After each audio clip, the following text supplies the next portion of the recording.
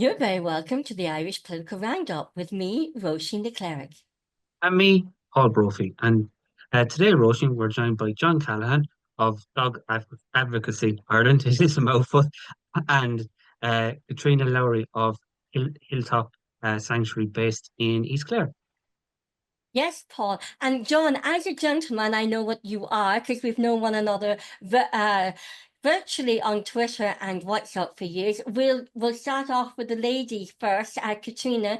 So what we'll do is we'll start off to get you both to introduce yourselves and why you started your charity. So we'll start off with you, Catriona. So I'm Catriona Lowry, as you introduced quickly, and I run an animal sanctuary in East Clare called Hilltop Animal Sanctuary, and it's going now, I think, over 5 years. Although John will probably correct me, 'cause he's better with numbers and figures than me, but about that. But I'm rescuing about 15 years. John, your good self. Hello, Roisin and Paul and Catriona. Yes, I'm John O'Callaghan, and I set up Dog Advocacy Ireland purely to address the appalling negligence of dog welfare in this country. It's not just about dogs, but as the name implies, it is about dogs. But as Catriona is well aware, Catriona rescues horses, ponies, donkeys, you name it, pigs, from very, very difficult situations. So while I'm about Dog Advocacy Ireland, I'm also fully aware that it's about animals and the negligence of animals in this country. Regrettably, our governments and successive governments, not just this one, right, have been totally and utterly negligent of dog welfare and dog welfare protection legislation and its enforcement for years. So things have got to change, and it's people like Catriona and like people in My Lovely Horse and other animal welfare organisations who will bring about this change. And Dog Advocacy Ireland strategy is sustained media coverage of the issues. I mean, just to let you know that there's up to 200 million being earned by unscrupulous dog breeders who might call puppy farmers, living off the suffering of dogs who are kept, bitches who are kept in permanent pregnancy to satisfy the greed, this breed for greed culture of puppy farmers. So that is an appalling situation. And, there are 3 government departments looking after, or supposedly looking after, dog welfare and animal welfare, but dog welfare, 3 government departments, which means it's strewn across 3 government departments. Everybody's looking after it and nobody's looking after it. And that's the reality. Nobody is looking after it. So it's got to change. And John, I was absolutely gobsmacked when we were doing a bit of research for the program, and Roisin told me this as well, and that Ireland is the puppy capital of Europe. As you mentioned, it's worth about 200 million a year. So that really knocked me for 6 when I read that. And Roisin told me that as well. Yeah, Paul, it's shameful, shocking, unacceptable that Ireland, to its shame, is puppy farm capital of Europe. Like, what a distinction to hold, right? Where it's nothing to be proud of to be a country that abuses dogs to such an extent that these poor bitches are imprisoned in these kennels, in a lot of cases where they don't even have proper bedding. And the straw bedding that they have, they're lying in their own feces and it's soaked in urine.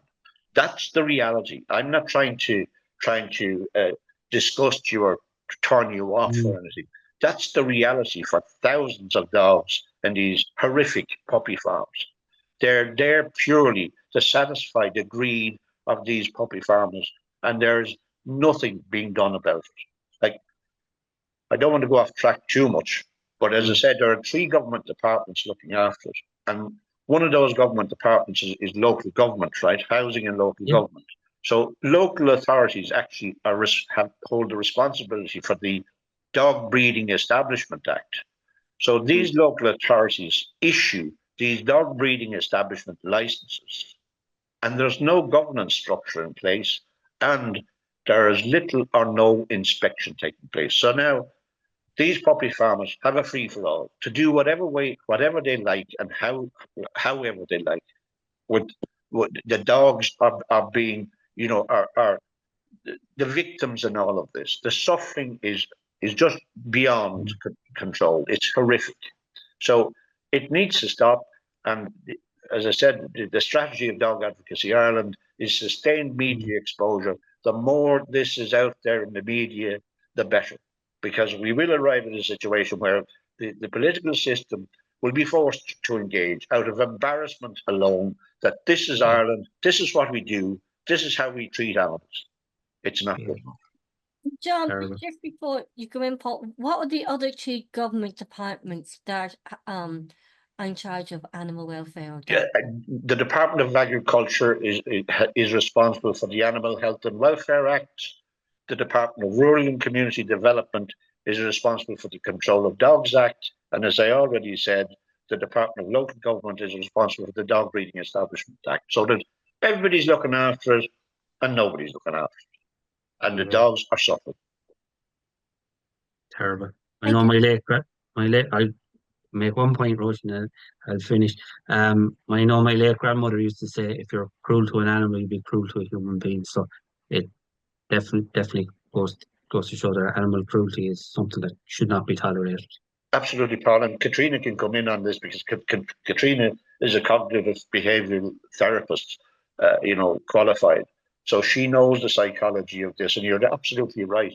People who are capable of being cruel to animals will most certainly are capable of being cruel to human beings. Catriona may want to have an input into that as well. Yeah, I think the issue is multifaceted, and like John, you've outlined the whole industry and what the reality of the breeding dogs and how they live, and it's like how their wounds are used like ATM machines and all that. But we have to look at the consumer in all this. Like, why are people we know what we know. We have to nearly make it unacceptable that somebody will go out and buy a puppy when there are hundreds every day of the week, even free to a good home on notice boards in every local shop. I see them every day. They're in pounds. There's puppies, rescues, of course. So to be honest with you, like, I get a lot of DMs asking me to stop with that, the whole narrative of adopt, don't shop, because people are being turned down rescues. But like, when you compare rescues and their criteria for you to adopt a puppy compared to a breeder, I think it's admirable that there are rescues turning down people for puppies, because no rescue on a good home, while a breeder does not care where their puppies go. And that's the reality. So I suppose we really, the first point I want to make, that we have to question why people, completely intelligent, rational people, our neighbors, our friends, our relations, continue to buy puppies, and they are keeping every time someone buys a puppy and the litter is sold, that breeding bitch is into pup again. If people stop buying, now there will always be people. Now there are people, there are dogs bred for specific services and therapeutic, for therapeutic reason and for aids, and we have to accept that. But we're not talking about that. We're talking about the people going out to buy a puppy for the children, or a lot going out to buy a puppy to start the whole breeding process again. Do you know? And Paul talked about there, the correlation between cruelty. There's so many layers to this that you could talk forever. The correlation between cruelty and apathy, animals and human behavior, and research has shown us this, that where there's animal cruelty, there is at least 16 to 20% chance of domestic abuse in that situation, child abuse, or violence towards people, and that is a fact. So when people say, oh, I don't care about animals. Well, you should care if somebody's mutilating or abusing a dog, because it could be your child next. And there is that correlation, and it needs to be taken seriously. Like the FBI really take it serious when someone comes to their attention that, like an animal abuse case, a lot of times they will look at the home situation and look, is there domestic abuse, is there child abuse, and for good reason. Also, abusing animals is then reversed, can often lead, it can go both ways. If someone starts abusing a person, they can go on to abuse an animal, or versa. They start abusing animals, they can go on to abusing people. It goes both ways. And there is tons of research around this matter. So that's why, yeah, as a counselor and practice cognitive behavioral techniques and that, it's all about the thinking, and we have to question the mindset that dismisses the whole issue of animal welfare, because animal welfare is, it's indicative. It indicates to us how healthy our society, and that is a fact. And where have, we come from good old Ireland, caveman fortune, all this. But my God, when you think about the animal cruelty, when you think of everything that is happening here in Ireland with animal welfare, we're not a very kind country or nation. Yeah, you know what? It is amazing. People think it's one socioeconomic group that is responsible for animal abuse or animal welfare issues. Like that, I can turn that on the head. Like, I have a friend specifically who rescues dogs, and she gets phone calls from, say, homes that no longer want their dogs, and some of these people have the means to take care of their dogs. And when she goes in to take the dogs, she has told me about the horrific way they're kept, and what a horrible condition they are in. And I'm talking about everything from guards, teachers, counselors, professionals, like farmers, carpenters. It goes on. I'm thinking off the top of my head all the cases she's dealt with. So, like, people go to me, oh, must be hard for you dealing with one specific group when they are responsible for, yes, a percentage, but it's right across the board. Why are people cruel to animals? Some people don't realize they're being cruel, and then there are people that they won't prioritize an animal's basic needs. Like, I remember somebody very well known, one horrible winter, and she put up a post about, please don't leave your dogs outside tonight, when her dogs were in a pen with no shelter, and a really well-known person. So there's somebody there's no excuse for her, because she had an awareness. She was telling the rest of us dogs in. Well, do you understand? So there's some disconnect going on there. There's disconnect where people go, I love animals, but then you deny them their basic, so it's really interesting. Yeah, very, very. 'Cause I remember years ago. I think Catriona has made some very valid points there in terms of buying dogs, and this mindset needs to change. We need to be able to create an environment where there's peer pressure to realize that it's not just a dog. You can kick it out of the way.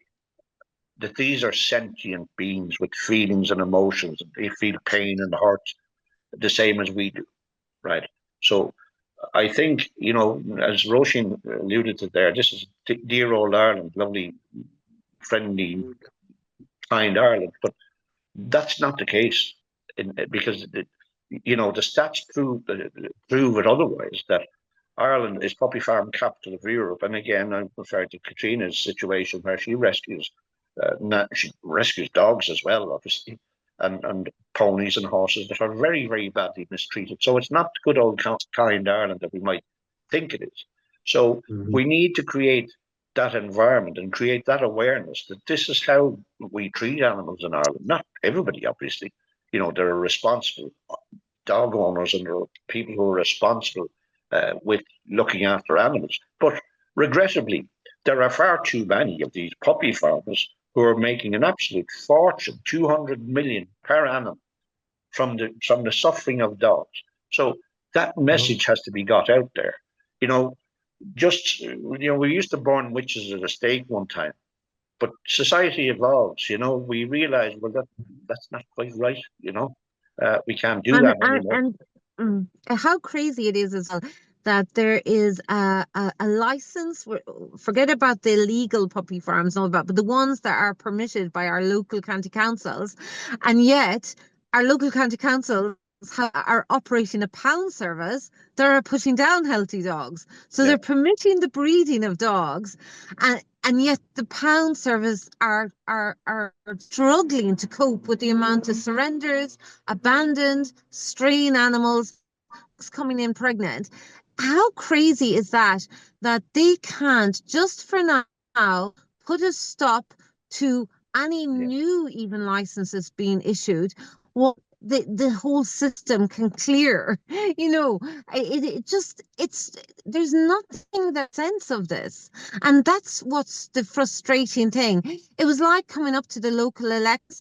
Two candidates were going on about greyhound racing and about hare coursing, and how do you know these one candidate said how these industries or families involved in them are putting their children to college.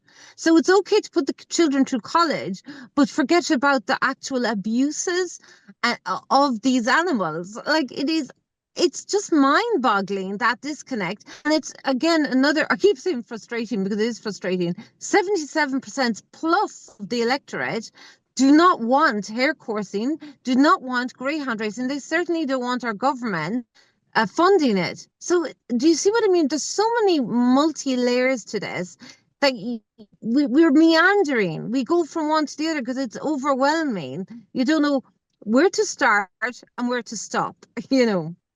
It's become it is an industry, exactly that, and money-making industry where it's not been regulated. And animals, as John said, they're living beings. They have feelings, they have emotions, they have memories. They feel and they hurt, and they're in these conditions. And you know, you got all these social warrior do-gooders, and they're out there doing all, I stand for this, I stand for that. But what about the animals? If, as Paul said, if you're cruel to an animal, what would you not do to a human being? Yes, exactly. For industry, for an industry. Exactly. And a lot of the, sorry, go ahead, John. Go ahead. Roisin, I just made the point earlier that Dog Advocacy Ireland's strategy is sustained media exposure. And that's highly desirable to change the mindset, to create the awareness of what is happening, and to just confirm what Catriona has said and what I'm saying here about the abuse and the mistreatment. It's not acceptable. But quite a few people kind of want to bury their heads as well. You know, we must create an environment where it's not acceptable and that there's peer pressure that they won't go to these puppy farms to buy the dogs. Pounds and rescue centres are full to capacity. Never before have there been so many dogs, especially since COVID. People who are off work and kids off school, you know, they decided to go onto these websites, and I'm not even going to mention them because I wouldn't give them any credibility. And they bought these cute little puppies, and then when parents went back to work and kids went back to school, suddenly they realised we haven't got time for this dog anymore, and so they abandoned the dog. You know, not all of them, obviously, but too many of them. So that to the point where pounds are overflowing, and you know, Catriona made reference to pounds are euthanizing dogs, while we have this crazy situation where the Department of Local Government, which has responsibility for the issuing of dog breeding establishment licenses, and they continue to issue licenses, despite the fact that we have, such a volume, or such a huge number of dogs that need homes, that need rescuing, that need loving families. We don't need to be issuing dog breeding establishment licenses. So put a stay on it. Stop breeding. Exactly. So how, one thing Paul and I are going to, I'm speaking for Paul, but I know Paul will back me up on this. We want to work with you in any way we can on the Irish Political Roundup and Confident Women Ireland YouTube channels in highlighting and putting the floodlights on this and help in, even if it's on social new media platforms, creating a space and a platform in helping promote, put the headlights on this issue. So there were three things from the two of you that you might say can help stop. One was stop the breeding, stop the licensing. So what would you suggest if you had, you were sitting here in a room of the three government departments and ministers involved, say three things each, 6 things that need to be done to stop this? Well, okay, you go ahead, John. No, Catriona, you go first. I suppose the first thing is I don't think the whole rescue sector gets the recognition it deserves in government agencies and government departments. Like, it's like we must be the most forgotten sector, charity sector, advocates like John and Dog Advocacy Ireland, rescues, and that's reflected in the budget, in the grants that are awarded every year.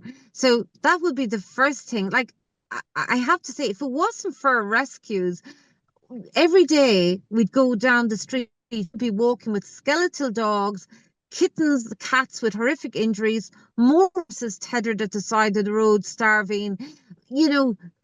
Rescues are shielding the general public from so much suffering, because a rescuer will go scoop up that animal in the majority of cases. So definitely there needs to be better recognition, better supports. The second thing is, and this is something that has been brought to my attention, and I suppose Paul and Roisin, with your political roundup, this might be something ye would look at more. But a lot of families in domestic abuse situations are staying in that situation because the accommodation that they can go to, they can't bring the family dog or cat, and that animal is a huge emotional support to the children, to the partner who's trying to get out of that situation. That is absolutely crazy that a family pet cannot go into an emergency accommodation. That's just not acceptable. And as well, with a lot of properties for rent, no pet allowed. How and to use the word again, how is that allowed? So that's something, because a case came to my attention today where somebody wants to leave, can leave, but they won't leave because they don't know what to do with the family. The third thing is, what is really frustrating is the Animal Health and Welfare Act is about as useful as a chocolate teapot majority of welfare cases at the moment. Like, I have 15 years of emails sent to the welfare section of the department whose job remit is animal welfare. In my 15 years, twice somebody came out, but nothing happened.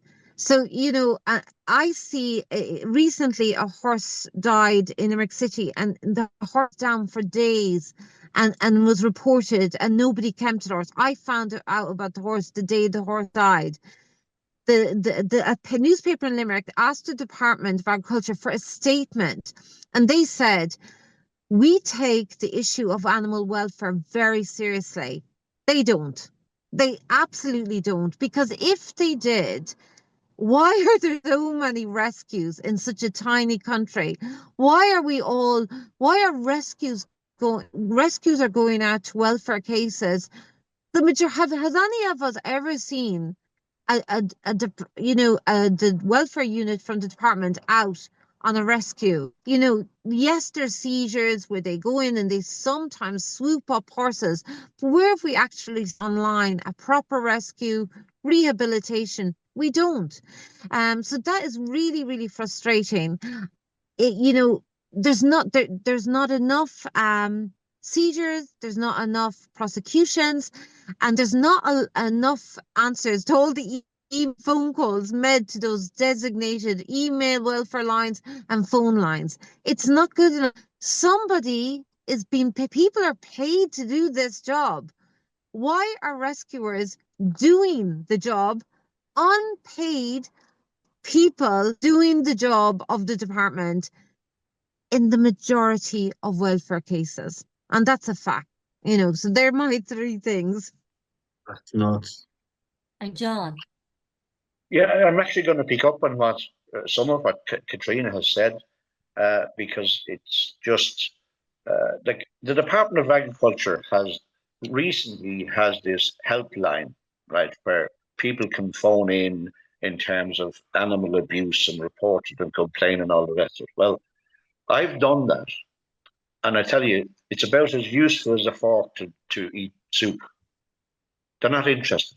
They're totally and utterly disinterested. So they might as well not have their helpline. And I tried to find out from them, and I'm talking about having discussed this with people at executive officer level and principal officer level within the department, right, which are senior enough positions. So, you know, this helpline is about as useful as I say, a fork to eat soup. So, to the point that Catriona makes about funding, would you believe the only state funding that's enshrined in legislation, the only state funding that's enshrined in legislation is the 99.1 million that's currently being paid to Horse Racing Ireland, Greyhound Racing, and hare coursing between them. 20 million is distributed between Greyhound Racing Ireland and hare coursing. Hare coursing gets 3.2 million. Now, does that not tell us something here? Charlie McCreevy, who initiated this when he was Minister for Finance back in 2001, gave this taxpayers' money to, I would say, horse racing is an affluent industry. The two biggest owners and breeders of horses in this country are, you know, John Magnier and J.P. McManus, both of whom are tax exiles, billionaire tax exiles. And here's the Irish taxpayer, the ordinary worker, who's contributing to Horse Racing Ireland. It's an absolute disgrace. This should not be happening. And we're giving 20 million between, well, 80 million is going to the horse racing, and most of that is going to prize money, as if the poor devils need it. Billionaires, you know, it's a nonsense. And again, you know, what you hear all the time, the argument against what I'm saying is, well, you know, horse racing creates an awful lot of employment. Well, you know, it's well capable of being self-financing. I would say that the likes of Dunn stores create far greater employment in the country. Absolutely. It doesn't receive taxpayer funding. So where are we going with this? You know, we're pandering to very well-heeled and well-connected people and affluent people. So I would argue this point. And again, to Catriona's point, you know, the fallout for this, from this, are the dogs and the horses that are being abused and mistreated, right? They're not thoroughbreds necessarily, although some thoroughbreds can be abandoned as well, as we've seen in some TV documentaries. Once their days are done in racing and they no longer serve a purpose. I mean, we've seen it in Shannon's side, you know, how they were treated and cruelly treated, and there's an ongoing investigation wherever that's leading to, I'm not quite sure. But there is an ongoing investigation into that particular sordid affair, you know, that scandal. So, but, you know, we can give 99.1 million of taxpayers' money to an affluent horse racing industry and to greyhound racing. You know, RTE did documentaries on that as well. Greyhounds running for their lives in 2019, where we saw that 6,000 greyhounds per annum were being discarded, because they were no longer fast enough to race. So that's what the owners did with their greyhounds, right? They killed them. So now this is the industry that's receiving money. There's the attendances at greyhound race meetings are minimal these days. It's owners, trainers, and breeders who are attending these greyhound meetings, and it wouldn't survive if it wasn't for taxpayer funding. So again, this is reason now to stop taxpayer funding of this horrific, barbaric, cruel industry, because that's what it is. If I love my dog, would I enter it into a race where there's high risk potential of that my dog being killed or seriously injured?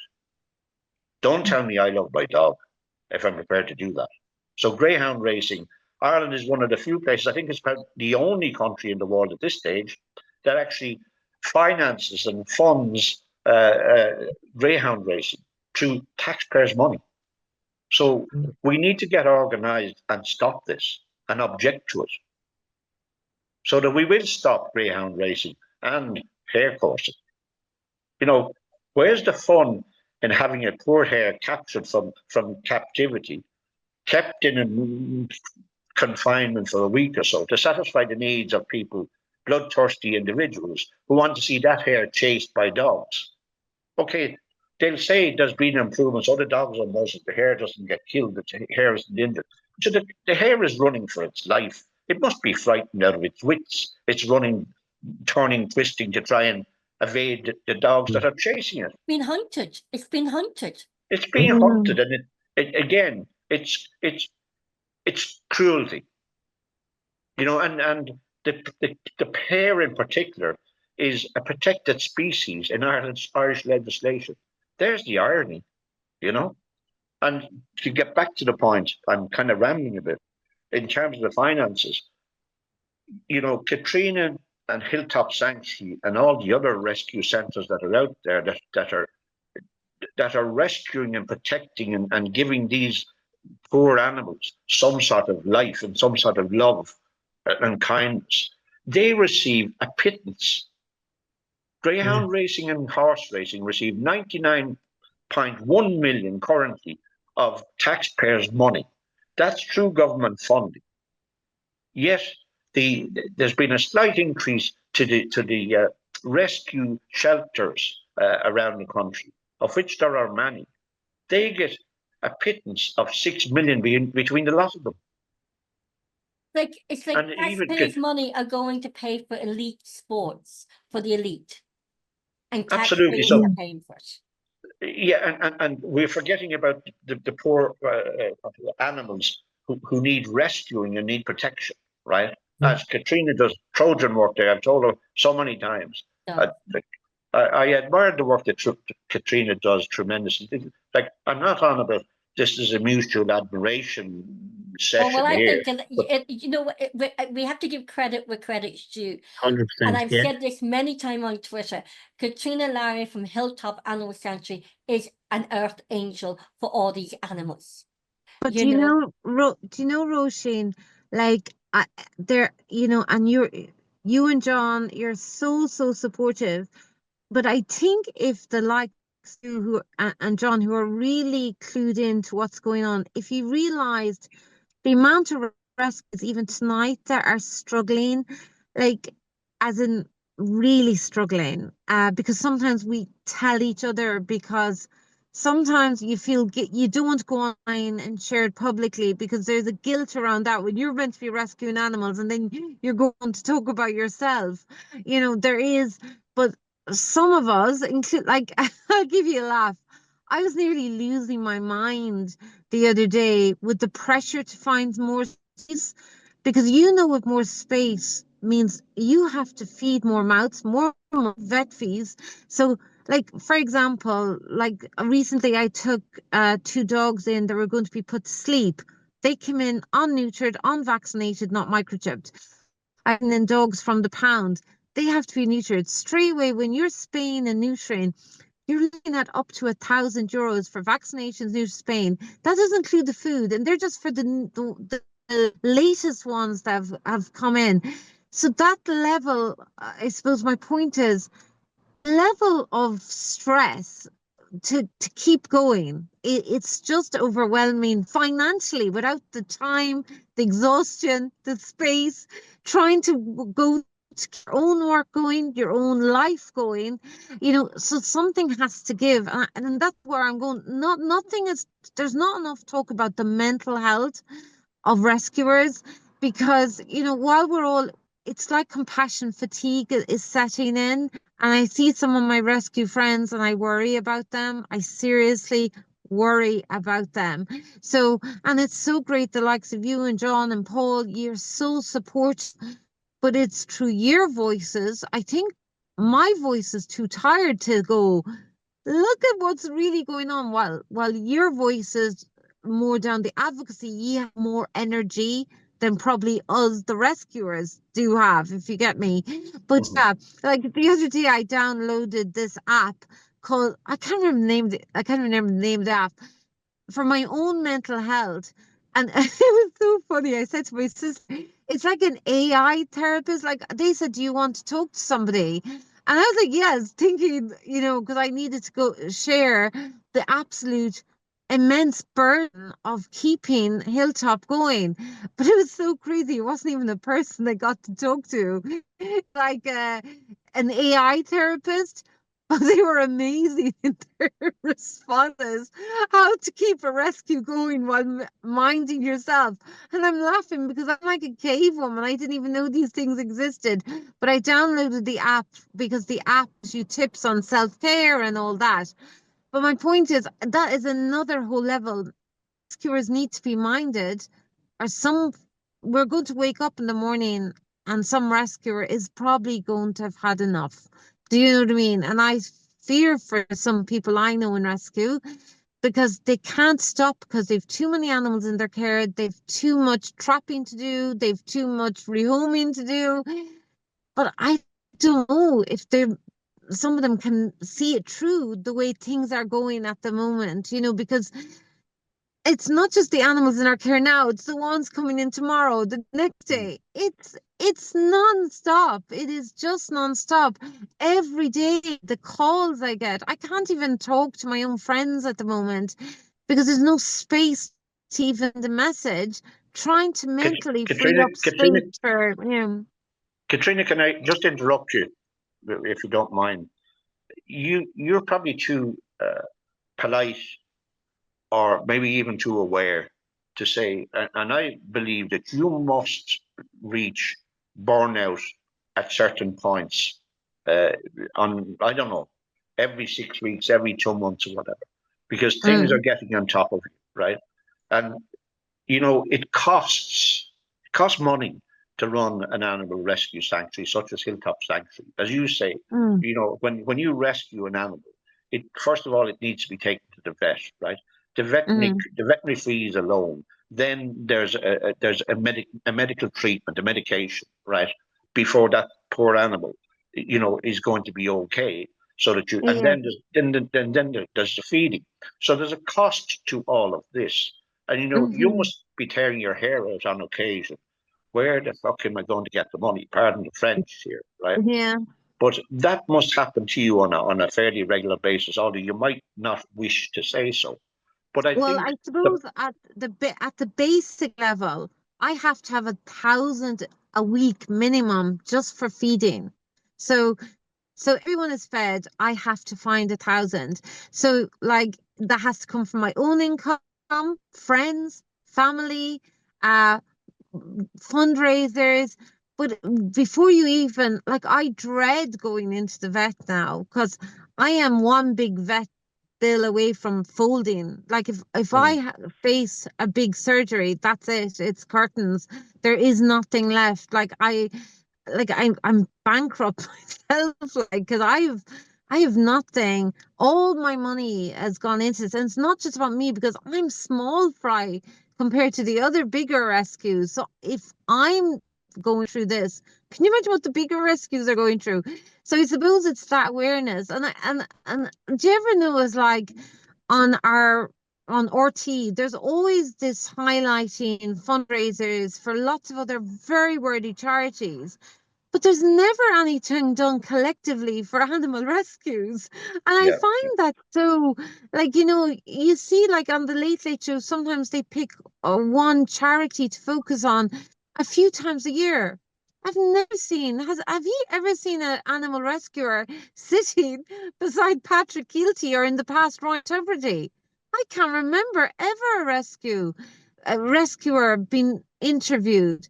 So is that an indication of how little it's taken seriously then? If we're to So then go by our again, mainstream media. so then, Catriona, the correlation needs to be made again to the points that we've made here. Like, it's costing you 1,000 a week just for feedstuffs, right? That's apart from the veterinary fees and the medication that's required after that. So, and you call yourself small fry. Well, I wouldn't consider you such a small fry. You've over 100 animals in total, right? But what would happen to those animals if you weren't there? Who would provide? Who would finance their care, But right? that's another And thing. then, Rescues and are then saving the government. Like for every horse they'd have to seize and put into the pound feed. Yeah. First of all, the seizure of every horse is up to 700, 800, 300 to 800, depending on the area, the horse, the size, and all that. Then they have to go to the pound. Then veterinary care. Then the PTS price, just like the pound. Like all the rescues that are taking pound dogs, they're saving the government huge money in PTS fees, feeding fees, staff fees, So it's like, sometimes you listen to yourself and you go, oh my God, it sounds so negative because it is freaking negative. It is dire. The main thing is lives are being saved. Not all the time, because you don't have this limitless space. You don't have this huge bank account to keep going. I have to say, a friend of mine, Joanna Tracy, and she's amazing. And she says to me every day, say, today I've enough to take care of the animals. And ever since I've started saying that, I don't know, I actually don't know how I'm doing it. And I'll be honest with you. Some nights I lie awake. I do not know how I'm doing this, but I am.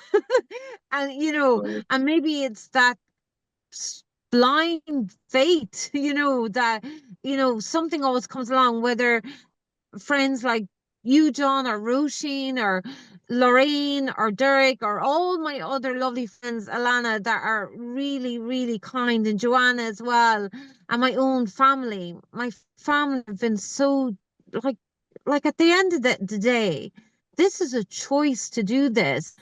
It's not a choice. It's a choice, but I would have preferred not to do this. But so I made the choice to do it. But in my choice, you drag in all your friends, you drag in all your family who have to go through this with you. Do you understand? And they didn't choose it too.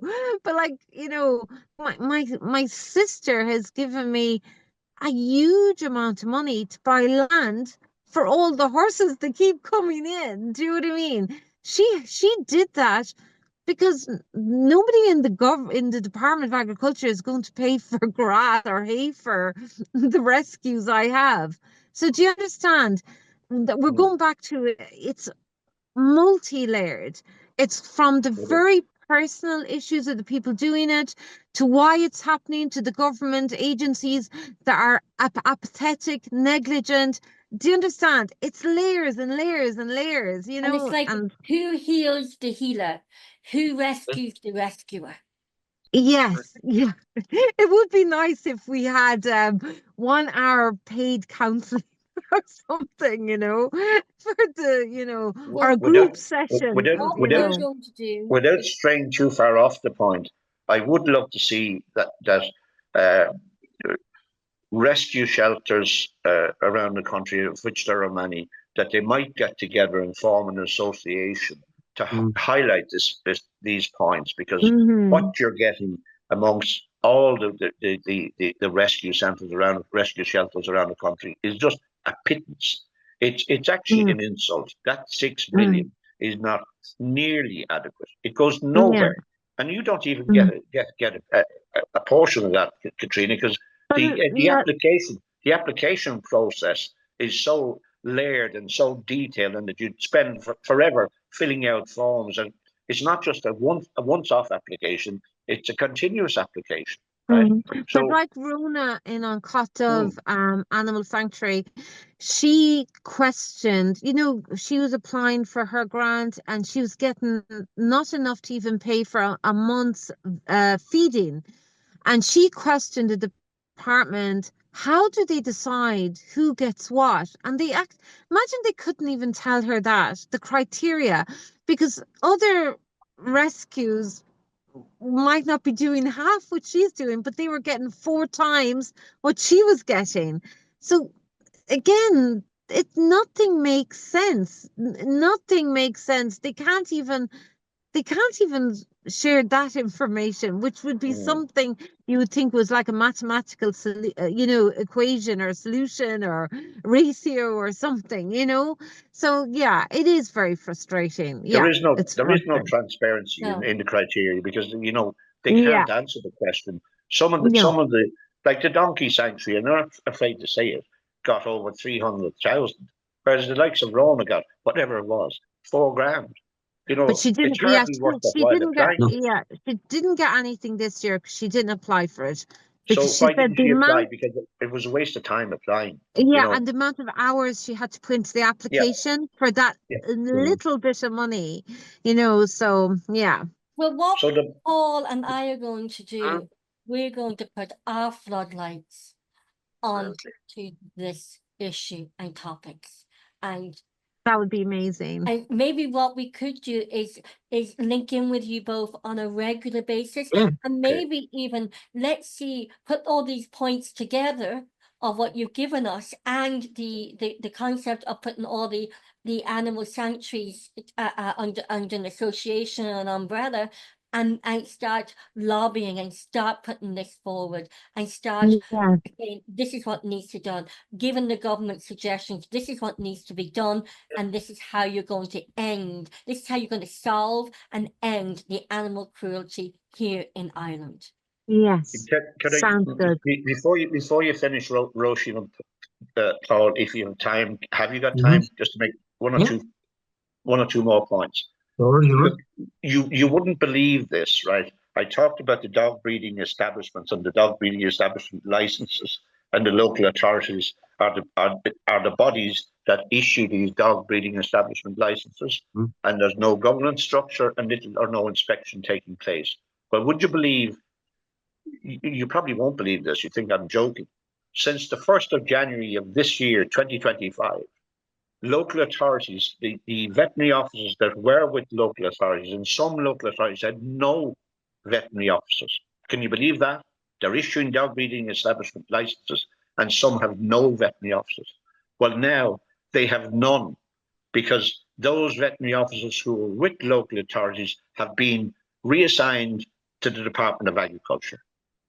So now right, we have the local governments, local authorities issuing these dog breeding establishment licenses, and there are no veterinary officers. How It's crazy, crazy. yeah. Crazy. Crazy. you know? You It makes couldn't no make it sense to up. me. You couldn't make it up. We just live in a very cruel society, an inhumane society, where has love gone? Where has the love of our heart, kindness and compassion? We've got all this fake be kind, be kind, hashtags. And you know what I saw they are? It's hashtags and word salad. Yes. And the last point I'd like to just make without taking up too much time is, you asked us for three points each of us, but we've covered the money aspect and the financial aspect of it. But the number of breeding bitches, would you believe there is no limit to the number of breeding bitches that breeders can have? None. And do you know what I find sad right now? There's all these, as we speak, there's breeding dogs and bitches in like horrible, dark places. And we don't know where a lot of them are. They'll never be saved. The only thing that will save a lot of these animals is death. And that's why some people say to me, "God, Catriona, it's pity that they died before you got there." And I said, I always say they were rescued in another way. So for a lot of those breeding dogs, the only day they will be free is when they die. Yeah, And it's how sad is that? But at least we know. And I suppose, as they say, you know, there's this meme about this little boy looking up and asking, why do dogs live such short lives? And aren't we lucky that they live short lives? Because for animals in horrific places like puppy farms and all that are trained behind a house or on a yard. How wonderful. That is the one saving grace. They don't live as long as we do, you know, because some of them live awful, awful, awful lives, you know. And and Catriona, thankfully, just over your shoulder, who is that in the background? Paddy! Didn't even notice. Paddy! Come on, Paddy! well done, well done. Paddy! Sorry. Paddy! Come here. Can you see him? Oh, Paddy! Paddy was Paddy. Paddy was he's 15 and he Oh. was dumped. He was found in a ditch with his sister. And I tell you something, to this day when we go on walks, when we get to the car, where do you think he goes? He goes into a ditch and he'll hide and I have to pull him out. So I think that's him waiting for his owner. You know the way they say they still want to go home or go back to this place where they last met their owner. He still goes and hides in a ditch, and it is really a pain in the ass because I have to pull him out. But it's like another rescue dog I had, Patron. He had heart issues, and he was circling Scariff for weeks before he was caught. And he was seen at a church, so he's obviously dumped at the local church, but he was doing a circle and coming back to the church daily. But can I tell you, before he died, on our walks, because I didn't have to put lead on him where I am, it's very remote, twice he went to run away from me in the direction of the church because he knew he was getting to the end of his life and he wanted to go back to where he last saw his owner. So that's why when people think, like, isn't it so sad? Some people will never realize the love an animal gives them because they dump them or they treat them cruelly. So they'll never get to experience that love, you know? And that bond, and some people say, "Ah, sure, it's just a dog," and kick Well, it my out dog died and 4 kick it years out of the ago, way, you know. and I still cannot get another dog, you know, so Oh, no, yes. still can't. And look, even thinking of her, no, she was part of the family. But Yes, of course. what, And if you didn't cry, you wouldn't be the empathetic person you are. So Yeah. that's why you're feeling it deeply, you know? well, Roisin and Paul, can I make a suggestion to you Yes. if it's possible? Please. Right? By all means. Is it possible for you to get a politician, a TD, to come on your podcast? yeah, we have them on Absolutely. regularly. Because there isn't a politician in the country who could condone Ireland's puppy farm capital of Europe. Not at all. Well, let's see what we can do. Let's Mhm. see what we can do, and Paul and I'll ask them to come on, and we'll actually Exactly. make it public who we've asked to come on and who's Oh, yeah. who Oh, that's a hasn't. great idea. And what Paul and I are off at Leinster House on Thursday, and we'll see Yeah. how we can who we can get to talk about this. Well, that's the agenda. Good So stuff. Good stuff. we're not just this isn't content filling. This is absolutely telling the story, looking for solutions, finding the solutions, and asking the politicians what they're going to do about it. That is what they're paid to do. And I'm quite satisfied that there's not one politician in the country who could condone puppy farm. Not a hope. Or animal cruelty. Or animal cruelty of any description. But it needs to be put to them. Yeah. Well, you This know is what's what, happening. Paul and I will give that our word that we will put that out there. We'll keep you updated, and maybe you'll come on with us both on a regular basis, and let's see if we can get a couple of politicians to come on and talk to you both and see how we can create solutions to end this problem. Thank you so much. Sounds good. Thank you. And Very sorry well. about the delay with the You're laptop and grand, all you're the rest grand. of it. It was brilliant having you both on, and Thank you. I And don't what know I'll about you, do, Roisin, but I've learned a hell of a lot. I'm a ball of emotion. But what I will do is, Catriona, I have an interview of you. But we have loads from the radio and this, but we have a link to the Confident Women Island YouTube channel where you gave the backstory of how you set up the Hilltop Animal Sanctuary, and we'll put it in the description box below. So Catriona Lowry, founder of the Animal And Hilltop. Roisin, she hasn't even told you about She hasn't even told you about George. No, we haven't got time at the moment. But George, I love George, and Catriona knows, and John and Callaghan from Dog Advocacy group here in Ireland. Thank you so much for taking. Thank you. Thank you, George. guys. Thank you. Bye. Thanks, Katrina. Bye. Bye. And Bye-bye. bye, Patty. Well spotted, Roisin. Well spotted. Bye bye, and thank you so much indeed. Bye-bye. Thank you.